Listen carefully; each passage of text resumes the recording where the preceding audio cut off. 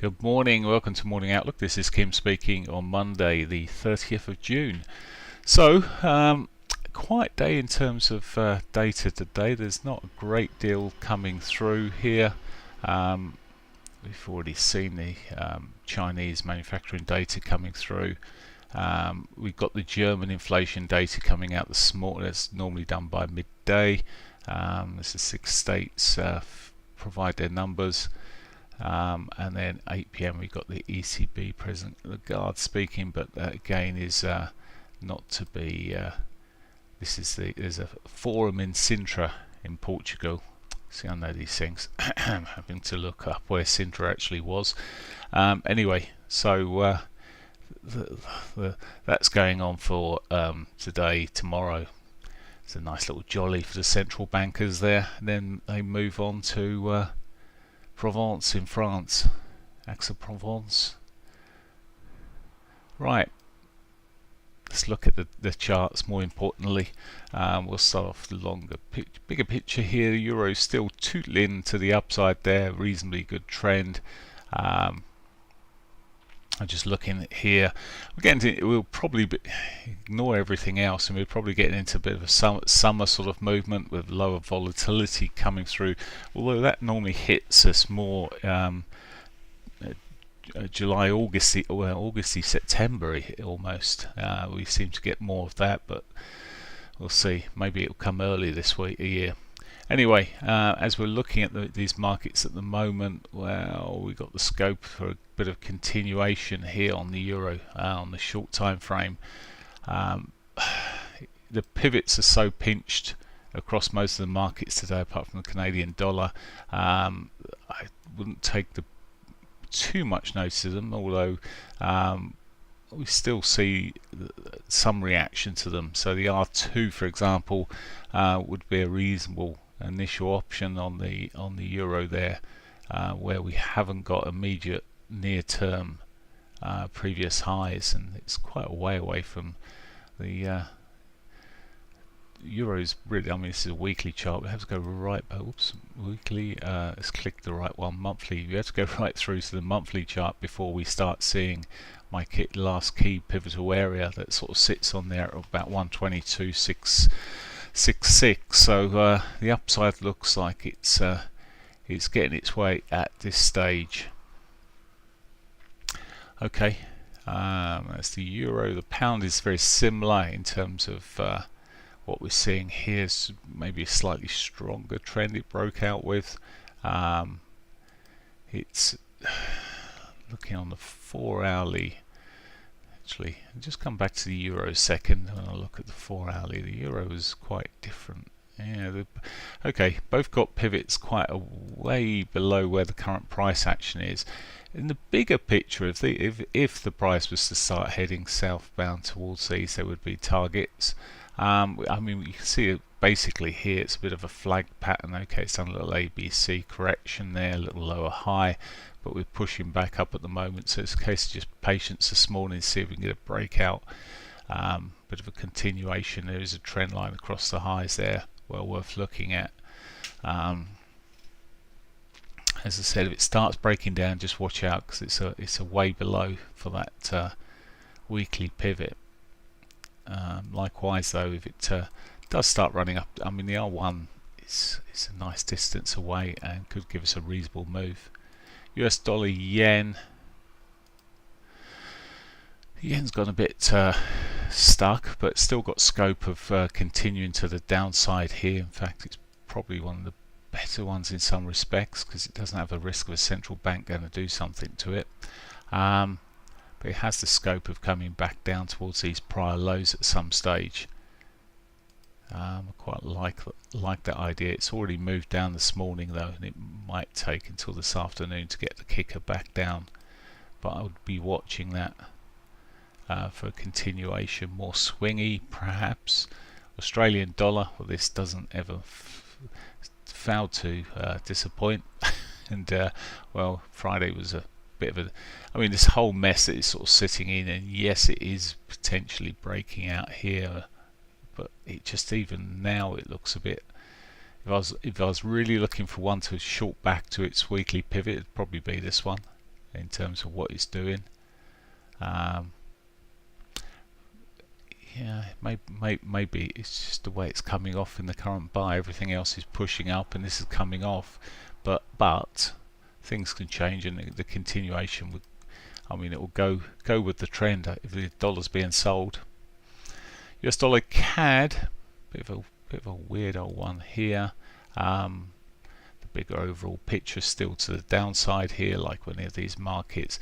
Now we've seen this air kiss its weekly pivot, quite like this principle in terms of its S1 maybe on the weeklies. On the swing side of things, we've got this sort of near-term low here on the hourlies. Breakdown of this again back towards the prior lows looks like an option. Generally I prefer to trade this in the afternoon, because it will make a move in the morning quite often, the very first hour or so, for some of it at least, create something and then consolidate and move. But like back here, got a decent bit of consolidation thereafter, then you get the moves. Don't know what caused that on Friday, haven't looked yet, but late Friday it's really started going up there. Anyway, for now it looks like it could continue to the downside, so there's plenty of potential short opportunities here.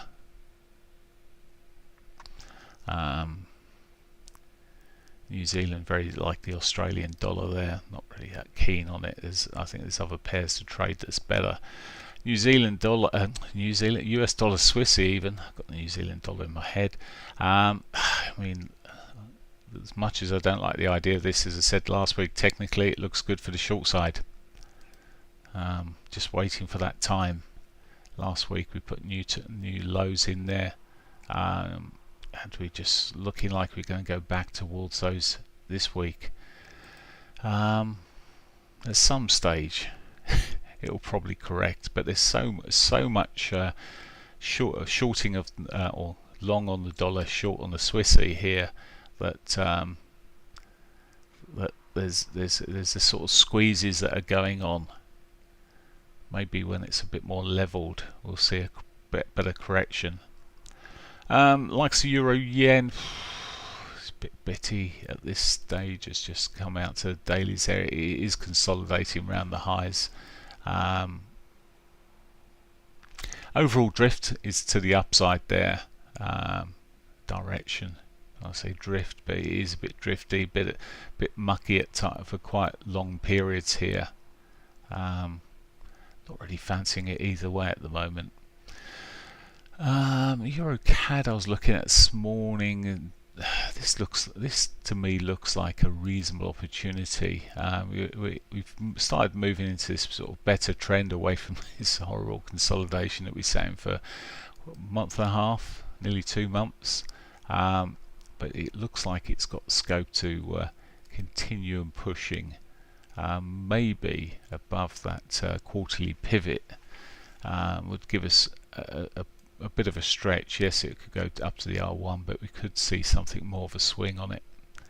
Okay, depends how you really want to trade it. In the current market it seems to have slowed down a little bit. It really depends on what other news hits the fan really. Right, looking at the usual suspects and going through here, let's look at gold. Gold's up slightly this morning, but it's really possibly a reflection of the softer US dollar here than anything else. I quite like the idea of the underside of the weekly pivot, or if it see how it reacts to that weekly pivot. Maybe on the short side, it seems to have been where it's been headed over the last couple of weeks. See if we can get some more short side on this, but for now I don't want to be long. Maybe the short side's got it at some stage, but as I said, I think that weekly pivot looks quite cool. Oil, ooh, seems some surges here. So we've seen quite a correction there. It's pushed back up this morning. A bit of a gap going on, filling the gap. Most of last week it really didn't. After having the pop and drop, it's not really done too much here. There is the pressure from Trump on the US producers to get pumping. um, and reducing the price of oil.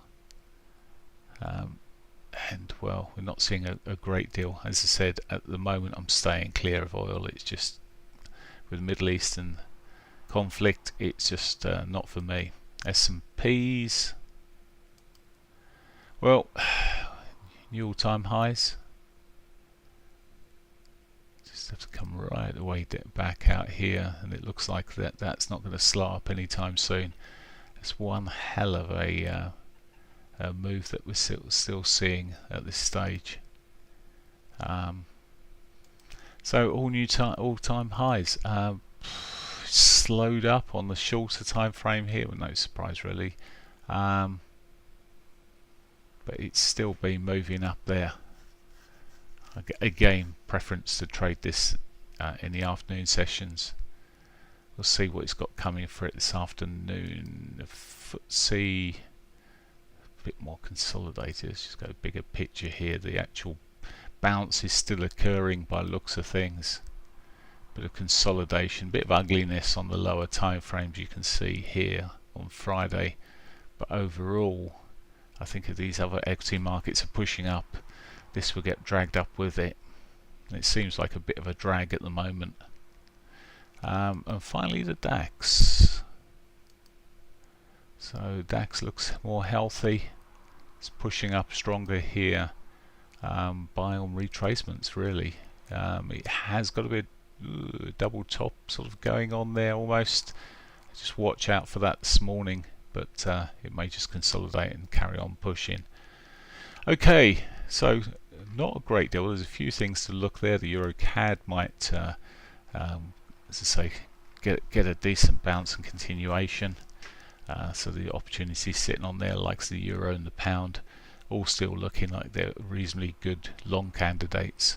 Right, shall leave you there. Have a great day. Bye for now.